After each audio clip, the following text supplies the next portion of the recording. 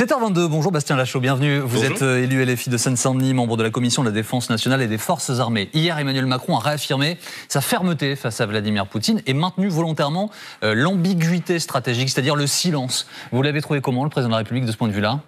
Pas du tout ambigu, en fait. Et c'est bien ça le problème. Moi, je l'ai trouvé flou, confus. Et d'une certaine manière, la seule chose qui ressort de ça, c'est qu'il est d'accord pour envisager une guerre avec la Russie. C'est-à-dire que deux puissances nucléaires, la France et la Russie, s'affrontent, ce qui serait totalement inédit et qui est contraire. Vous l'avez entendu dire qu'il était d'accord pour une guerre avec la Russie ? Il a dit, à partir du moment où il dit qu'il n'y a pas de limite à notre soutien à l'Ukraine, oui, d'une certaine manière, ça veut dire ça.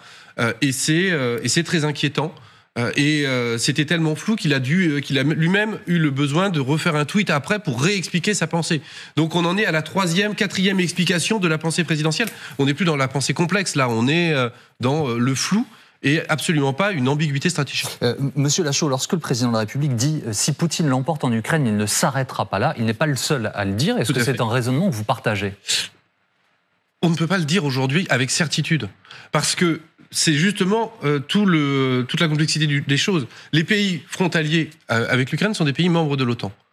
Alors, de deux choses l'une. Ou le président croit à l'OTAN, croit au parapluie nucléaire américain qui protège ces pays. Et dans ces cas-là, il est sûr que Poutine n'envahira pas les pays de l'OTAN. Parce que sinon, ça voudrait dire qu'il y a une réplique américaine, voire une réplique nucléaire américaine. C'est ça le principe d'une alliance nucléaire comme l'OTAN.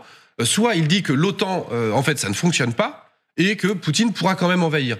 Sauf que le président est dans une logique aujourd'hui de plus en plus otanienne. Mais donc, vous qu'est-ce que vous dites ? Pardon. Qu'est-ce que vous dites ? Que dit LFI ? Est-ce que vous pensez que Poutine veut s'arrêter à l'Ukraine ?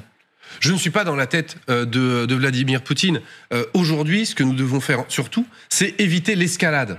Or, le discours du président hier, c'était un discours d'escalade. Nous devons porter, et quand je dis nous, c'est la France, grande puissance, au Conseil de sécurité, de puissance nucléaire, dotée de l'arme nucléaire, la France doit porter un message de paix, un message de désescalade. Mais soyons concrets, comment fait-on ? Si vous vous mettez à la place des Ukrainiens et du président Zelensky, il dit attendez, nous, on nous a pris des régions, on ne va pas aller s'asseoir à une table avec quelqu'un qui nous a envahis, qui nous a volé une partie de notre territoire. À la fin, on s'assoit toujours à la table de négociation. D'ailleurs, même le président Macron, hier, a dit... il a traité ceux qui souhaitaient négocier avec Poutine de capitulards, mais dans le même temps, il a dit « Je suis pressé que l'on puisse rediscuter avec Vladimir Poutine ». Encore quelque chose de très confus. Mais oui, il va falloir négocier parce que aucun conflit dans l'histoire allez, on va dire moderne de l'humanité, à part la Deuxième Guerre mondiale, quand on a marché avec des chars sur Berlin, ne s'est fini autrement que par des négociations.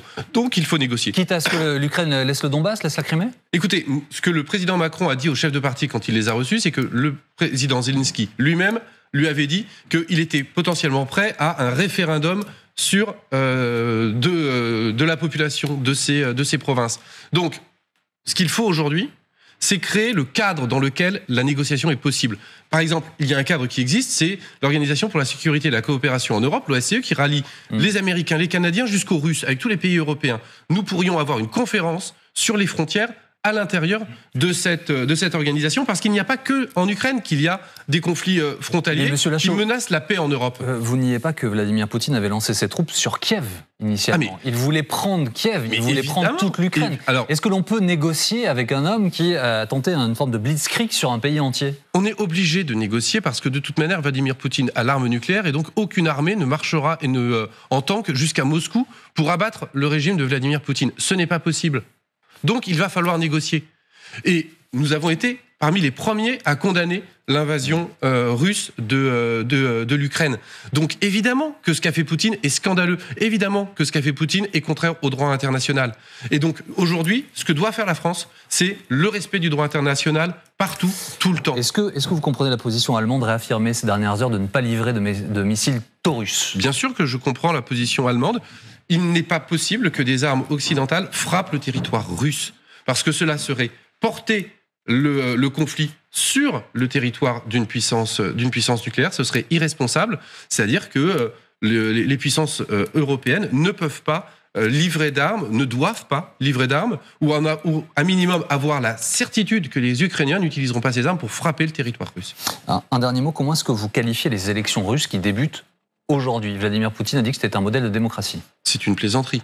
nous avons dû œuvrer, nous, France Insoumise, pour exfiltrer des opposants à Vladimir Poutine qui étaient menacés de mort dans ce pays. Nous les avons exfiltrés et nous assurons aujourd'hui leurs moyens de survie en France. Aujourd'hui, c'est clair que la Russie n'est pas une démocratie et que nos amis en Russie sont ou emprisonnés ou en exil. Donc le régime de Vladimir Poutine est une parodie de démocratie. Merci beaucoup Bastien Lachaud d'avoir été avec nous ce matin en direct sur LCI. Dans quelques instants.